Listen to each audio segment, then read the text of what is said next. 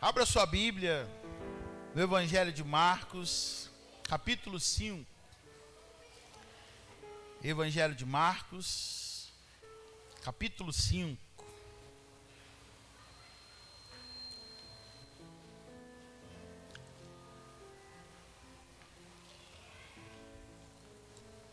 Quero cumprimentar você que nos visita nessa noite. Já tive a oportunidade de conhecer algumas pessoas. Já tive a oportunidade de conhecer a Marli, a Lisbeth, a Jennifer também, o Cláudio, não sei se o Cláudio está aí ainda, lá de Rio das Ostras, está aqui com a gente também. Coisa boa ter vocês aqui com a gente. Se vocês já fazem parte de uma igreja, de uma congregação, leve lá o nosso abraço ao seu líder, à sua congregação. Mas se está buscando uma igreja a qual pertencer, esse lugar está de braços abertos, aguardando, esperando por você também, tá bom? Sintam-se à vontade. Evangelho de Marcos, capítulo 5. Você encontrou aí? A palavra de Deus nos diz assim, quero ler com você a partir do verso 21. Tendo Jesus voltado no barco para o outro lado, afluiu grande multidão a ele, e ele estava junto do mar. Eis que se chegou a ele um dos principais da sinagoga, chamado Jairo. Vendo, prostrou-se aos seus pés, insistentemente lhe implorou, suplicou, dizendo: minha filhinha está à morte, venha, imponha as mãos sobre ela, para que sare e viva. E Jesus foi com ele. Grande multidão o seguia, comprimindo. Aconteceu que certa mulher, que havia 12 anos, ela vinha sofrendo de uma hemorragia, que muito padecera na mão de vários médicos, tendo despendido tudo quanto possuía, sem contudo nada aproveitar, antes pelo contrário, indo a pior, tendo ouvido a fama de Jesus, vindo por detrás dele, por entre a multidão, tocou-lhe as vestes, porque dizia: se eu apenas lhe tocar as vestes, ficarei curado. E logo se lhe estancou a hemorragia e sentiu o seu corpo estar curado do seu flagelo. Jesus, reconhecendo imediatamente que dele saíra poder, virando-se no meio da multidão, perguntou: quem tocou nas minhas vestes? Perguntou-lhe os seus discípulos: mestre, a multidão te aperta e dizes: quem me tocou? Ele, porém, olhava ao redor para ver quem fizera isso. Então, a mulher, atemorizada e tremendo consciente do que nela se operara, veio, prostrou-se diante dele e declarou-lhe toda a verdade. E ele disse: filha, a tua fé te salvou, vá em paz e ser curada do teu mal. Falava ele ainda, quando chegaram alguns da casa do chefe da sinagoga, a quem disseram: tua filha morreu, por que incomodas o mestre? Mas Jesus, sem acudir a tais palavras, disse ao chefe da sinagoga: não temas, crê somente. Contudo, não permitiu que alguém o acompanhasse, senão Pedro, irmão de Tiago, e João. Chegando à casa do chefe da sinagoga, viu Jesus o alvoroço e os que choravam e pranteavam muito. Ao entrar, lhes disse: por que estáis em alvoroço e chorais? A menina não está morta, mas dorme. E riram-se dele. Tendo ele, porém, mandado-os sair a todos, tomou a mãe e o pai da menina e os que vieram com eles, e entrou onde a menina estava. Tomando-o pela mão, disse: Talita cumi, que quer dizer: menina, eu te mando, levanta-te. E imediatamente a menina se levantou e pôs a andar, pois tinha 12 anos. Então ficaram todos sobremaneira admirados, mas Jesus ordenou-lhes expressamente que ninguém o soubesse e mandou que dessem de comer a menina. Feche seus olhos mais uma vez. Senhor Jesus, estamos debaixo dessa palavra. Tua palavra que cura, tua palavra que liberta, tua palavra que anima, tua palavra, Senhor, que divide, Deus, alma de espírito. Nós pedimos nessa noite que ela venha sobre nós. ela tenha de fato o poder de ministrar ao nosso coração. E o nosso coração, Senhor, absorva, ouça com tamanha atenção tudo que o Senhor deseja falar conosco. Que não seja a palavra do homem, mas seja uma palavra vinda do céu para o nosso coração. Vinda do trono de Deus para cada vida e família nesse lugar. Muito obrigado por tudo que o Senhor já fez. Tua presença é maravilhosa nesse lugar. Como a pastora Sônia mesmo disse, o ambiente está tão favorável para o agir e para o manifestar de Deus. Há um ambiente de cura, há um ambiente leve, há um ambiente, Senhor, de restauração. Deus, manifesta-se em nosso meio. Eu creio, Senhor, que os céus já estão abertos em nosso favor. Derrama chuva sobre nós, derrama graça sobre o teu povo, em nome de Jesus. E cada família representada nesse lugar, saia daqui nessa noite com a certeza que o Senhor é o Senhor da casa. Que o Senhor é o Senhor da casa. Declaramos nessa noite que a nossa família é do Senhor. Declaramos nessa noite que o nosso lar te pertence. Apesar da realidade, a despeito daquilo que nós olhamos, nós não andamos por vista, mas nós andamos por aquilo que cremos. E declaramos nessa noite, como Josué um dia declarou: eu e a minha casa servimos o Senhor. Eu e a minha casa serviremos ao Senhor com alegria, em nome de Jesus. Fica à vontade, Espírito Santo de Deus, nesse lugar, em nome de Jesus. Amém e amém. Pode se sentar.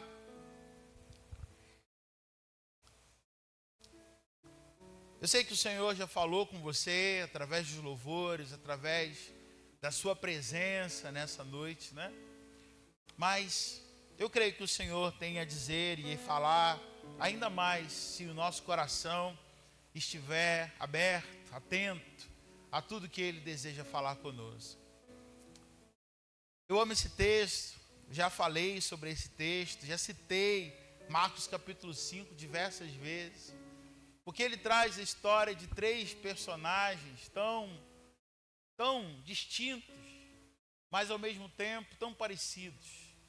Todos esses três necessitando de uma intervenção do céu.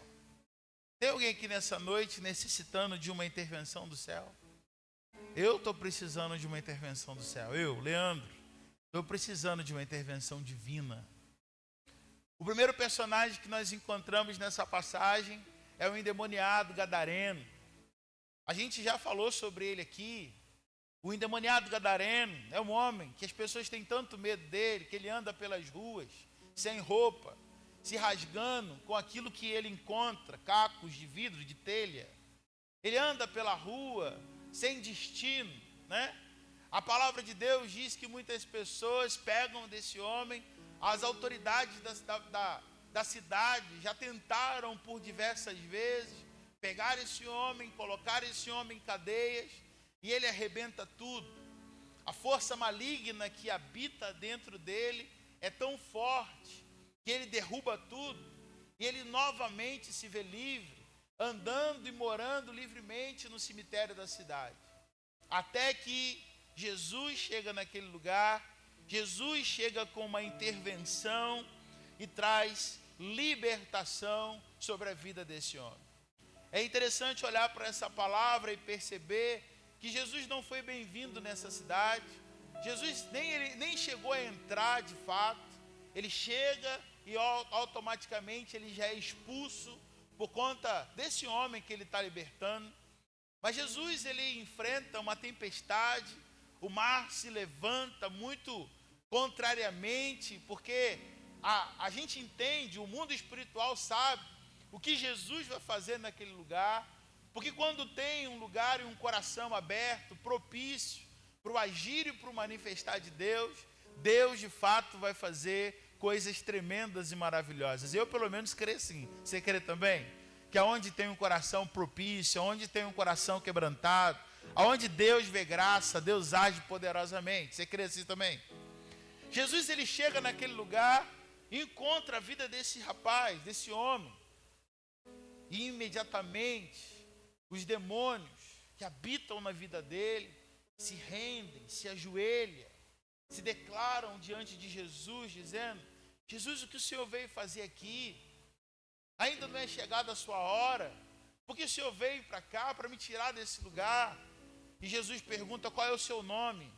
E a legião, são tantos demônios que ele diz é legião. Havia muitos demônios habitando na vida desse rapaz. E Jesus expulsa, Jesus repreende aquele espírito maligno. E agora esse homem está liberto. Agora esse homem ele pode voltar para sua casa, para sua família. Agora esse homem ele está em perfeito juízo, está com o coração tratado agora pela presença de Deus. Agora já não é mais um acorrentado, já não é mais um andarilho da cidade. Agora ele vive uma transformação poderosa da parte de Deus. E ele está pronto agora para anunciar o que Cristo fez na vida dele. Ele está pronto para contar a todo mundo que ele é um ex. Ele está pronto para contar e dizer para todo mundo: sim, eu era aquele que andava pelas ruas nu, eu era aquele que andava pelas ruas sem destino, mas eu fui encontrado pela graça de Deus. Aleluia. Eu fui encontrado pela graça de Deus e a graça de Deus me transformou. E a partir de então, agora eu sou aquilo que ele diz que eu sou. Eu sou aquilo que ele falou que eu sou. Eu sou um liberto, eu sou um filho amado de Deus, eu sou um querido do Senhor e agora eu sou gente pronta para pregar o Evangelho. Irmãos, não viva pelo que as pessoas dizem a teu respeito, mas diga por aquilo que Ele diz a teu respeito. Às vezes a gente se preocupa tanto com o que as pessoas estão dizendo sobre a gente. Às vezes a gente perde até o sono de pensar: por que o fulano não me deu bom dia? Por que o ciclano não me cumprimentou direito? Eu não sei o que ele está pensando a meu respeito. É lógico que o nosso testemunho precisa estar em dia. É lógico que a nossa conduta precisa andar mediante um filho de Deus, um discípulo de Jesus. Porém, que no nosso interesse maior, acima do que as pessoas dizem sobre você, você tenha um interesse muito maior sobre aquilo que Deus fala sobre você. Amém, irmãos? O que Deus fala sobre você? Deus diz que você é um filho, uma filha amada de Deus. Tem filho amado de Deus aqui nessa noite? Deus fala que você é o mais que vencedor, um vitorioso. Tem vitorioso aqui nessa noite, nesse lugar? Então dá uma glória a Deus, se expresse aí de alguma forma, né? Sabe por quê? Porque muitas vezes a gente vai andar, sabe, cabisbaixo, diante de tanta palavra negativa que dizem sobre nós. Mas esse ex-endemoniado, esse ex-gadareno, agora ele está andando pelo aquilo que Jesus diz a seu respeito. Mas me chama a atenção que o segundo personagem desse texto que nós acabamos de ler é um homem, é um religioso chamado Jairo. Jairo era um homem muito importante, um líder que ensinava, respeitado pela sociedade, respeitado pela sua religião. Mas um dia a dor chegou na sua casa. A sua filha estava morrendo. E quando a dor entra pela porta da frente, os títulos, a posição, o dinheiro, não sustenta, não serve de absolutamente nada. Eu aprendo tão poderosamente nesse texto que só Jesus pode restaurar o que está à beira da morte. Vou dizer de novo, irmãos.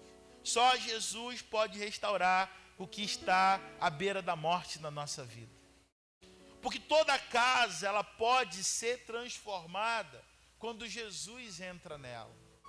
Nesse mês da família, sabe, nós estamos falando, sabe, repetidamente sobre quando Jesus entra, quando Deus entra. A primeira palavra que nós falamos aqui, nesse mês da família, foi a pergunta: como está a sua casa? Da mulher sunamita. Ela tem um filho morto dentro da sua casa, e o profeta pergunta para ela: mulher, como vai tua casa? E ela diz: vai tudo bem. Ela encontra pessoas no caminho e as pessoas perguntam: como vai você? Ela diz: vai tudo bem. Porém, como vai bem se ela tem um filho morto em casa? Mas quando ela chega diante do profeta, que representa a presença de Deus, ela está dizendo: não está nada bem. Tem algo morto na minha casa, algo que já se foi. Eu preciso de uma intervenção.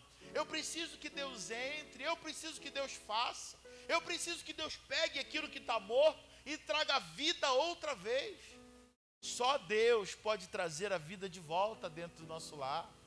E nós falamos sobre essa mulher que vive um testemunho, algo tão maravilhoso da parte de Deus, porque quando o profeta chega, de fato o menino está morto, mas o profeta se deita sobre ele, e a unção que há sobre o profeta, o poder que há sobre o profeta, aquece o corpo do menino.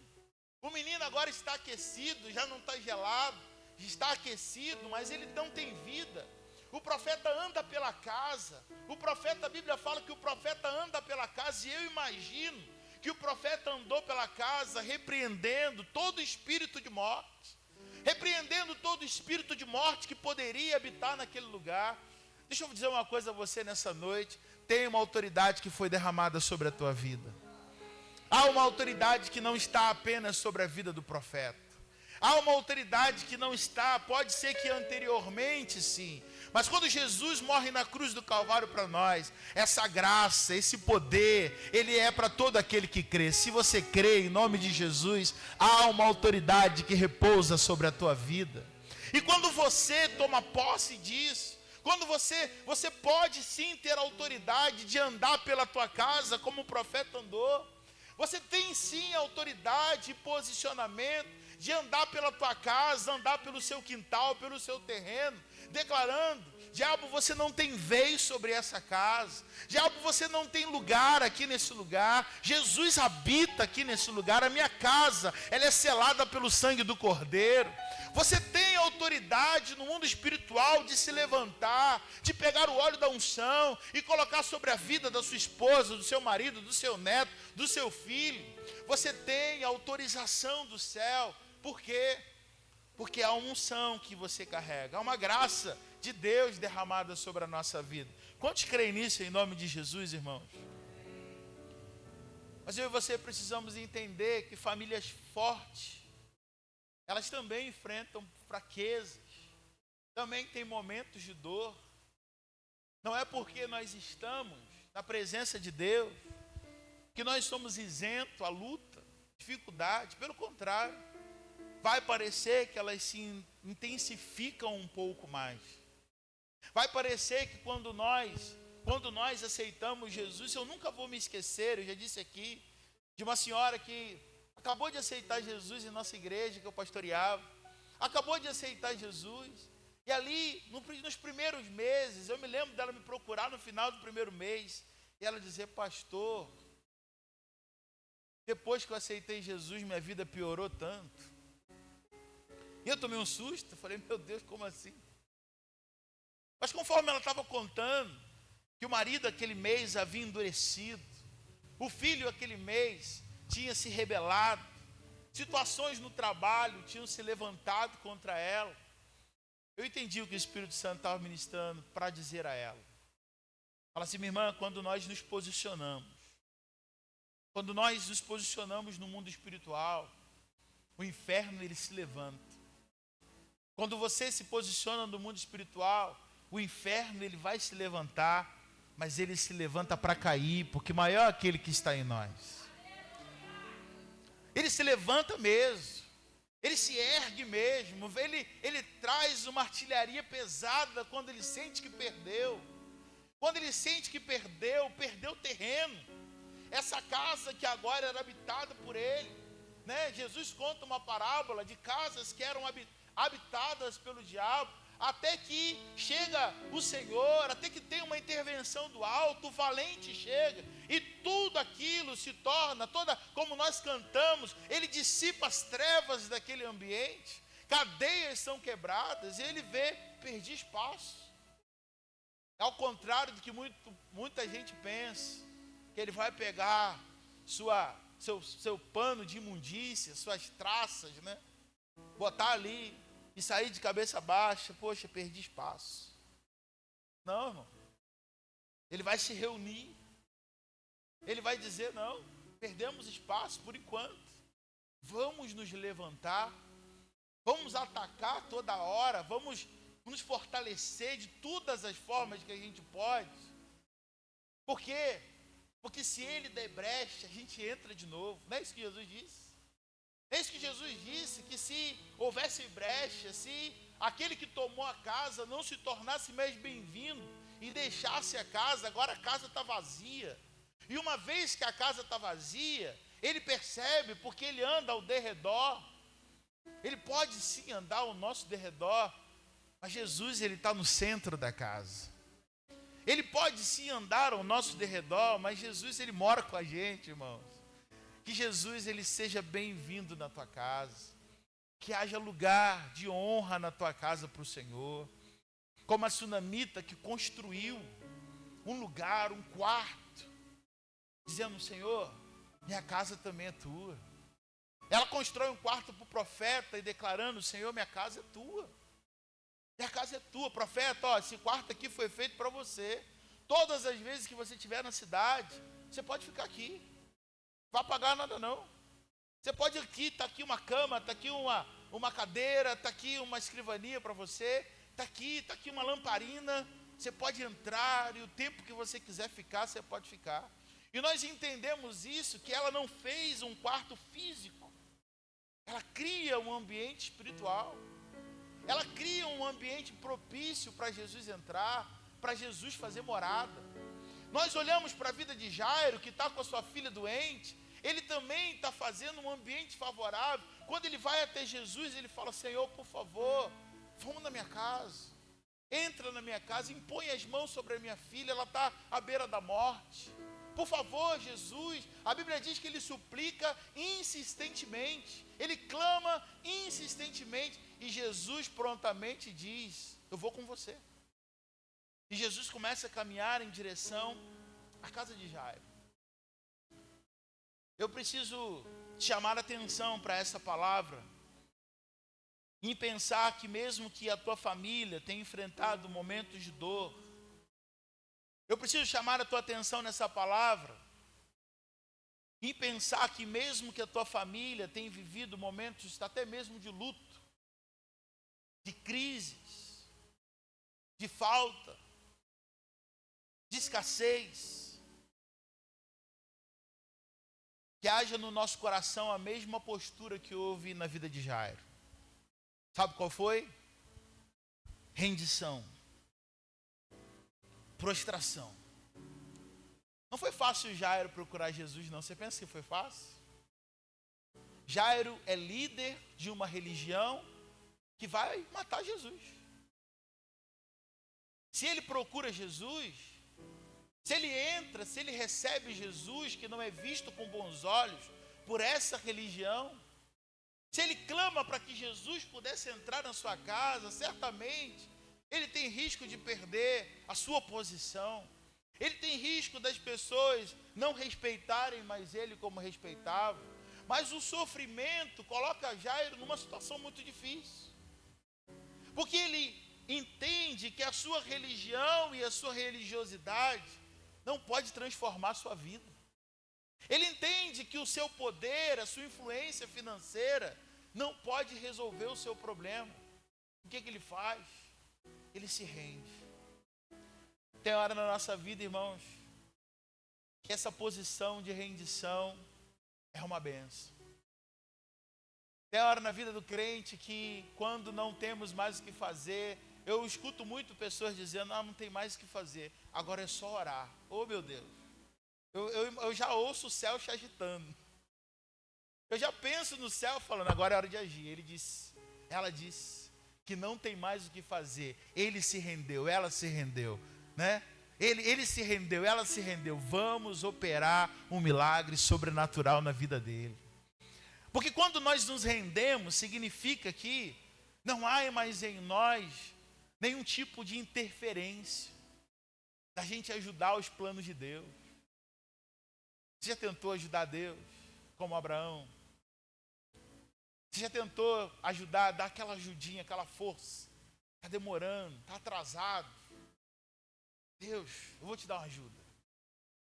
Está demorando, Sara engravidar, eu já estou idoso, ela é idosa. A gente carrega uma promessa. Que tal a gente dar uma ajuda? Vamos pensar aqui, como é que a gente pode fazer para ajudar Deus? Ah, já sei. Abraão, não tem aquela menina que mora lá em casa? A nossa empregada, H. Vamos lá, a gente convence H. A gente é dono de H. Convencemos H de você se deitar com ela. E olha, a promessa vai se cumprir, Abraão. Você se deita com ela, ela é uma menina jovem. Você se deita com ela e está tudo resolvido. O problema não está em Sara. O problema está, muitas vezes, no tempo de Deus que ainda não chegou na sua vida. Mas se eu e você carregamos uma promessa, Deus não é homem para mentir, nem filho do homem para se arrepender. Se Ele diz, vai se cumprir na minha vida e na tua vida, irmão. O problema não está em Agar, o problema não está em Sara, o problema não está em Abraão. E muitas vezes a gente tenta ajudar, vamos dar uma força, vamos facilitar. Parece que Deus precisa da nossa ajuda. E eles arrumam uma confusão que dura até os dias de hoje. Milhares de anos já se passaram e esse negócio não se resolveu. Porque se Deus falou, olha, eu vou suscitar de você uma grande nação, Abraão. Ué, agora tem duas nações. Agora a gente tem o fruto que nasce de Agar, e agora a gente tem o fruto que nasce de Sara. A gente tem agora Isaac e a gente tem Ismael. Duas nações que não se bicam, que não se olham, que diz, não, a promessa está comigo, não, a promessa está comigo. Não, eu sou filho legítimo porque eu nasci primeiro. Não, mas eu sou o filho da promessa que Deus prometeu.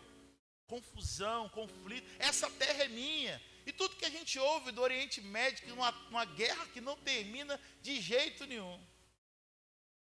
Por conta de uma decisão de ajudar a Deus, porque achou que Deus se atrasou no seu plano. Eu preciso confessar que eu também já ajudei, tentei ajudar, né? Eu tentei já dar aquela forcinha. Eu também já olhei para o céu com um ar de descrença e dito assim, vou dar um apoio, vou dar uma ajuda, né? Quem sabe, as pessoas que eu conheço, meu círculo de influência, quem sabe, se eu falar com fulano, ele não resolve. Quem sabe, se eu não puder, se eu não falar tal coisa, se eu não influenciar tal pessoa, aquilo favoreça para mim e Deus, sabe, e eu ajudo Deus porque eu acelero o processo. Não. O que a gente vê em Jairo, que ele tem uma rendição total. Ele está dizendo, Senhor, nada mais importa para mim. Não importa a minha posição, não importa meu emprego, não importa nada. O que eu preciso é que a minha filha seja restaurada e seja curada. Às vezes o que nós precisamos, irmãos, é reconhecer que precisamos de Jesus. O que nós precisamos muitas vezes é nos render. E eu tenho certeza que nessa noite, que há pais, há mães aqui hoje, que como Jairo, precisam buscar Jesus por seus filhos. Talvez tem pai, talvez não, tenho certeza que tem mãe, tem pai aqui, que na mesma condição de Jairo, estão buscando a Deus por seus filhos. E eu creio, irmãos, que se a porta do teu lar estiver aberta, como a casa de Jairo esteve, Jesus vai entrar e com mão forte, Ele vai trazer salvação, reconciliação. Ele vai fazer algo tremendo na vida do seu filho e da sua filha, em nome de Jesus. Eu creio nisso, em nome de Jesus. Ah, pastor, mas está perdido. Jesus salva, Jesus acha. Ah, pastor, mas está doente. Jesus cura. Ah, pastor, mas se perdeu. Jesus encontra e traz de volta para o caminho.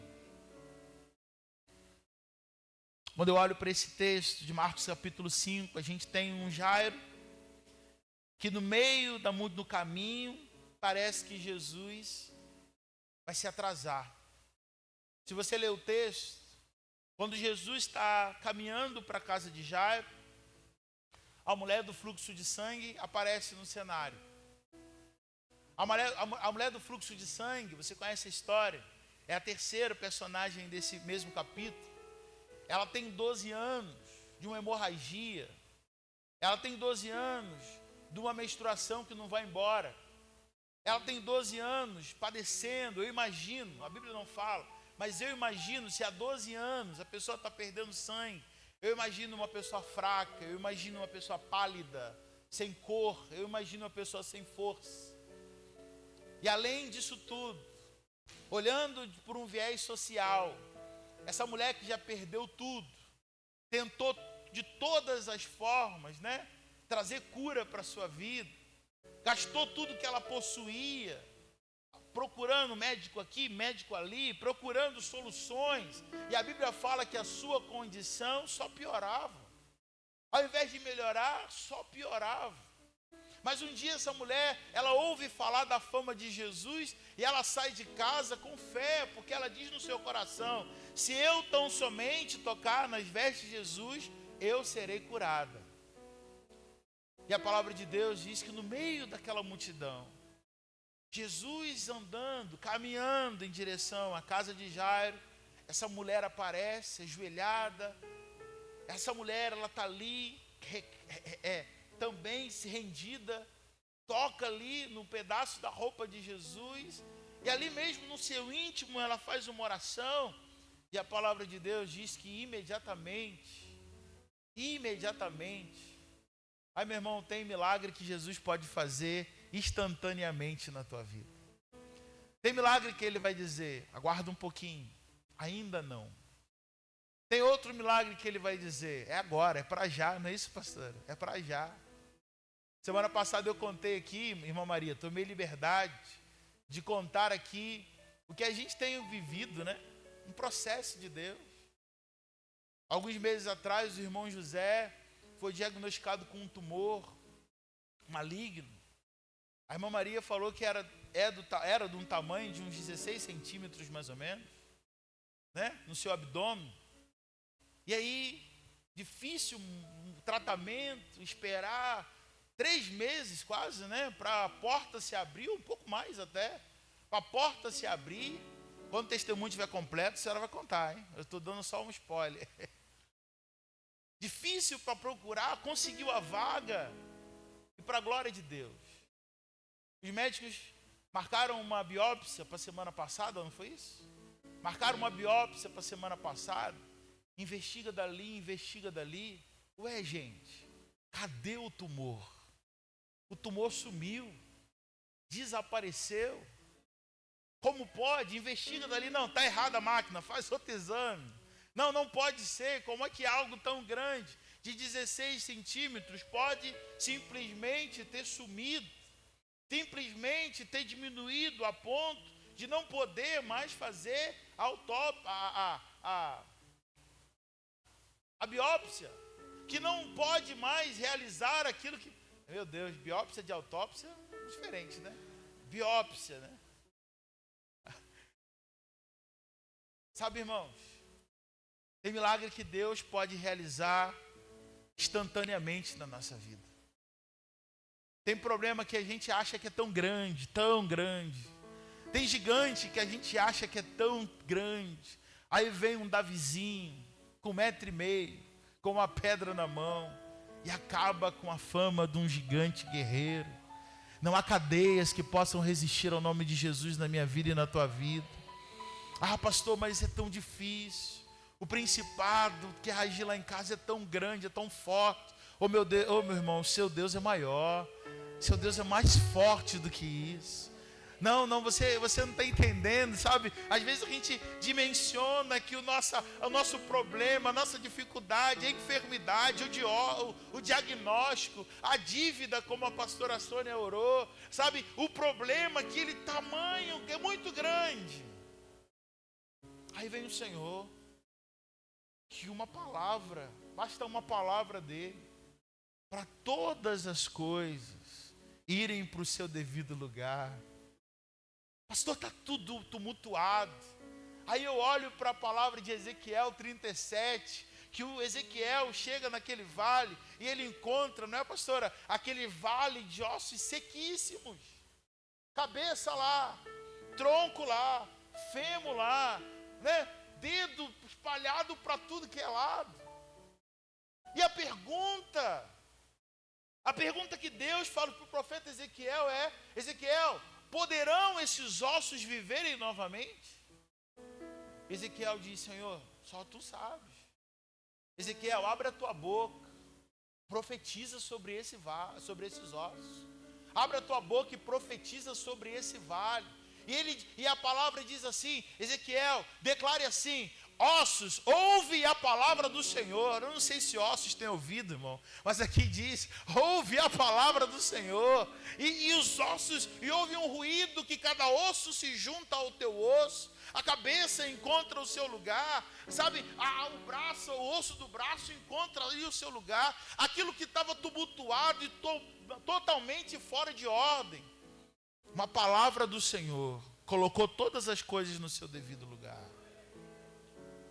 Ezequiel, ainda está faltando uma coisa: profetiza a pele, profetiza músculo. Ezequiel profetizou. Ezequiel, mas está faltando vida, profetiza o meu espírito sobre esse exército. E Ezequiel profetiza, e agora sim, Deus completou a boa obra que ele começou. Você entendeu? Que tem instantâneo e tem um processo. Tem o processo da organização, tem o processo do músculo, que representa a força, tem o processo da pele, tem o processo do espírito, tem o processo do vento de Deus que vem naquele ambiente de descontrole. Você crê que Deus está no controle da tua vida, irmão? Pergunta para o seu irmão assim: Deus está no controle da tua casa, irmão? Deus governa sobre a sua casa? A chave da tua casa está na mão de Jesus? Está com Ele? Está com Ele? Se está com Ele, eu e você, a gente vai cantar um hino da vitória. Ainda que pareça atrasado. Eu imagino Jairo ali, aflito. E agora tem uma mulher que aparece na história. E o que Jesus faz? Vai dar atenção para essa mulher. Agora Jesus para tudo. Jairo tem prazo. Jesus, por favor, é agora. Eu preciso que o Senhor realize agora o milagre. E Jesus vai dar atenção para aquela mulher. Vem cá, mulher. Qual é o seu nome? O que aconteceu? Eu senti que de mim saiu poder, força. Senhor, foi eu. Estou há 12 anos sofrendo de uma hemorragia. Eu sei que eu não podia tocar o Senhor, eu sou impura. Mas eu me denuncio, foi eu. E eu senti que imediatamente, quando eu toquei no Senhor, eu fui curada. Eu fui restaurada, Senhor. E Jesus vai olhar para ela e dizer: filha, já não é mais uma criatura qualquer. Já não é mais alguém impuro qualquer. Jesus te dá nome, Jesus me dá nome. Jesus olha para o olho dessa mulher e diz assim: filha, a tua fé te salvou. Vai em paz, Deus te abençoe. A tua fé te salvou. Volta para sua casa, volta para os teus.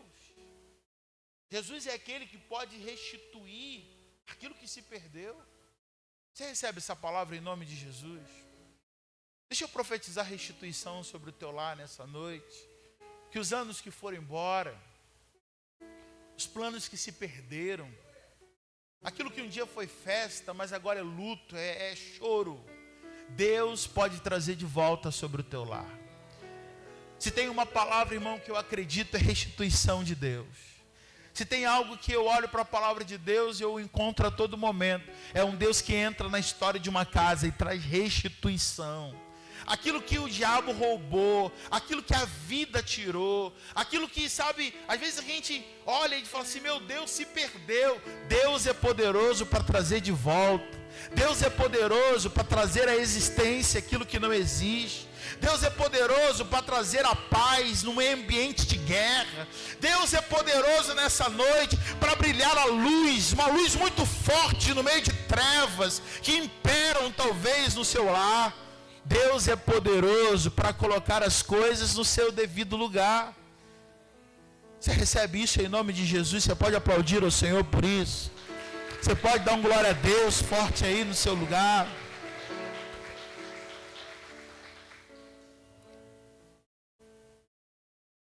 Quando Jesus despede da mulher, o texto fala que quem estava na casa de Jairo chegou para avisar e dar a notícia para ele. Jairo, vamos embora. Vamos para casa porque a menina morreu. Não dá mais tempo. Acabou. Vou voltar para casa. Não há mais esperança. Se foi. E essa hora, irmãos, é uma hora tão terrível, né? É uma hora quando a gente percebe que não tem mais jeito.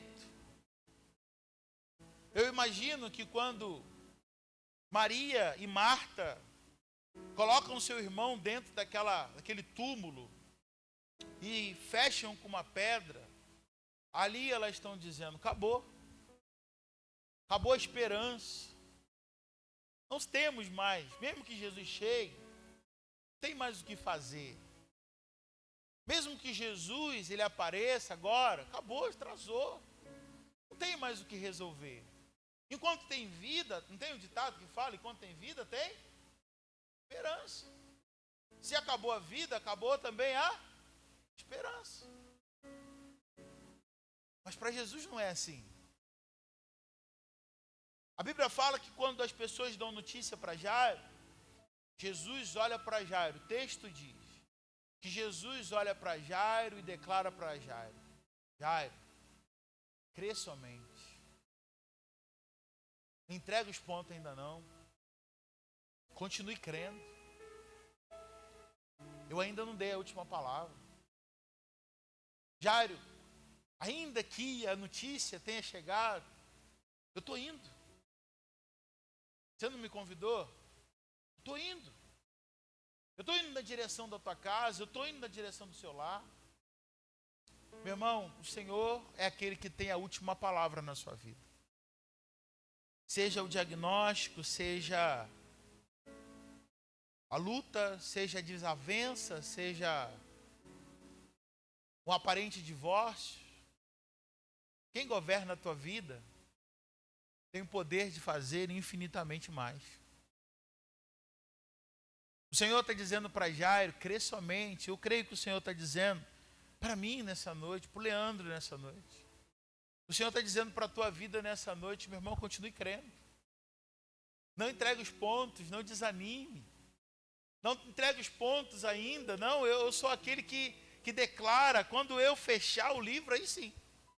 Mas enquanto o livro estiver aberto, e eu ainda estiver escrevendo sobre a tua vida, e eu ainda não fiz o ponto final de virar a página, não é isso?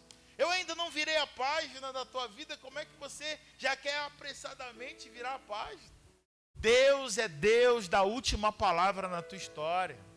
Deus é Deus que quando Ele ainda diz, hoje a gente escutou uma palavra muito especial da pastora Sônia, ela pregou hoje de manhã, se passarem pelas águas, elas não te submergirão, se passares pelo fogo, eles não te queimarão.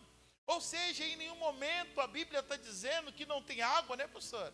A Bíblia não está dizendo que não tem luta. A Bíblia não está dizendo que não tem fogo. Tem fogo, mas o Senhor está conosco no fogo. Tem água, muita água, mas o Senhor está conosco nas águas também. E a gente pode sim passar pelas águas, mas o Senhor está conosco. A gente pode sim passar pelo fogo. E aí quando a gente olha para Sadraque, Mesaque e Abednego no meio da fornalha de fogo ardente, o rei vai se arrepender e olhar para dentro daquela fornalha e dizer: não foram 3 que nós lançamos dentro da fornalha? Sim, foram 3. Eu, porém, vejo o quarto homem. O quarto homem anda livremente no meio deles.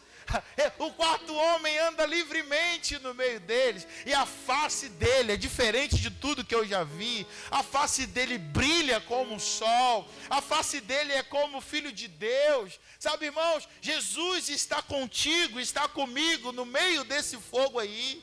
No meio dessa tempestade aí, eu posso atravessar, eu posso caminhar, porque eu sei que o meu Redentor, ele vive.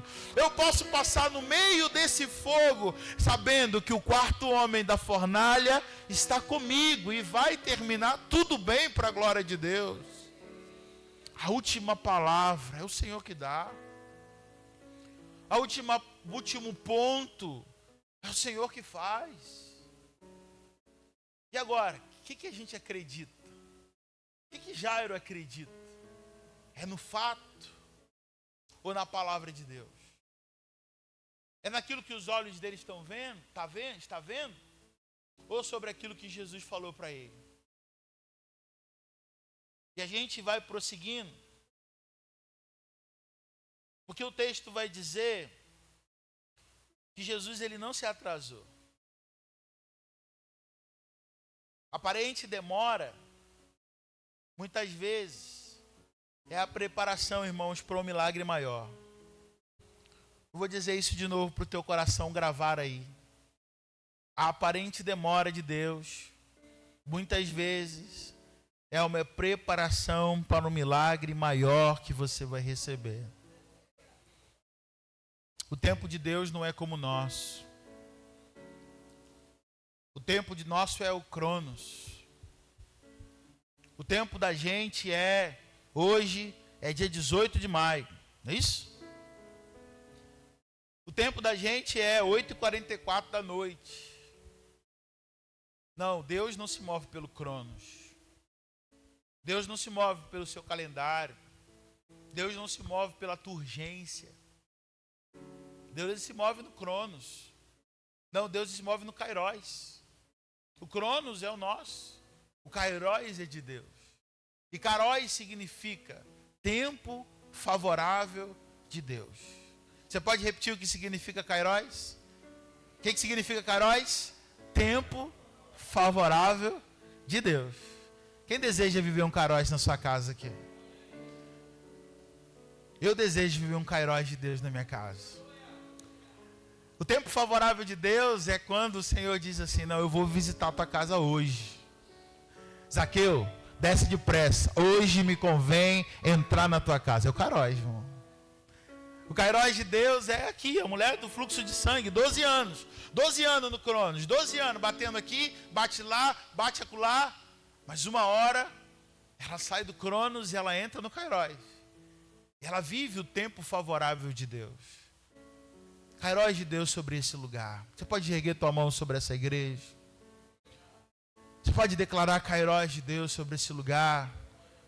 Senhor, o tempo favorável do Senhor sobre nós.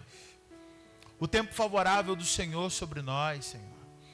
Em nome de Jesus, tempo favorável de Deus.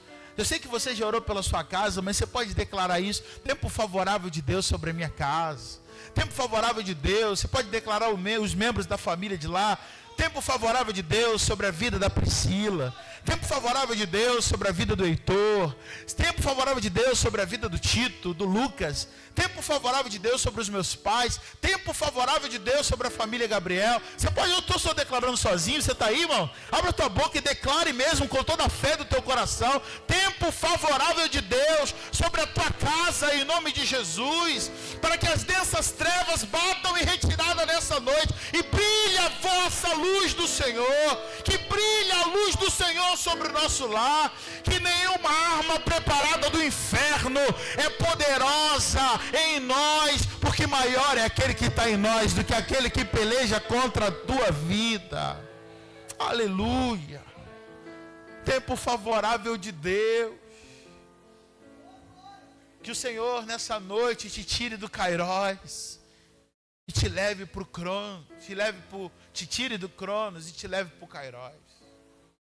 Que o Senhor te tire da urgência, da pressa. Marta vai dizer: Senhor, se o Senhor estivesse aqui, Não é isso que Marta vai dizer? Meu irmão não teria morrido, Lázaro não teria morrido. Cronos. Deus não age no Cronos. Depois Maria vai dizer a mesma coisa: Senhor, se o Senhor estivesse aqui, meu irmão não teria morrido. Aí Jesus vai dizer: Maria, Marta, eu sou a ressurreição e a vida. Aquele que crê em mim, ainda que esteja morto, viverá. Aí Maria vai dizer assim: eu sei, Senhor, eu sei que na ressurreição dos últimos dias, todo mundo vai ressuscitar. Ela está falando de Cronos. Mas Jesus está falando assim, ela não entendeu nada. Tira a pedra. Senhor, como assim tirar a pedra? Tirar a pedra. Está cheirando mal, já tem 4 dias que a gente colocou ele lá. O corpo já está em decomposição. O que a gente vai fazer com essa pedra aberta? Jesus, tirar a pedra. E Jesus e elas tiram a pedra. Elas e os amigos tiram a pedra. Porque a última palavra ainda não foi dada. O cenário é de morte, o cheiro está terrível. E mesmo que o cheiro esteja terrível, pastor, o cheiro está terrível. O cheiro está terrível no meu casamento, o cheiro está terrível na minha saúde, o cheiro está terrível na vida dos meus filhos, está terrível. Não, irmão. A última palavra quem dá é o Senhor. E quando aquela pedra é removida, o Senhor vai dizer: Lázaro, sai para fora, sai daí. E a Bíblia diz que Lázaro aparece na porta daquele túmulo, todo enrolado, todo enfaixado, andando talvez com dificuldade. E Jesus vai dizer: desatai-o e deixai-o ir. Tira todas as faixas dele. Ele é livre, deixa ele livre, deixa ele andar, deixa ele fluir. Todas as faixas que impedem, aquela pessoa que você está orando aí agora, seja desfeita em nome de Jesus. Toda pedra seja removida para a glória de Deus.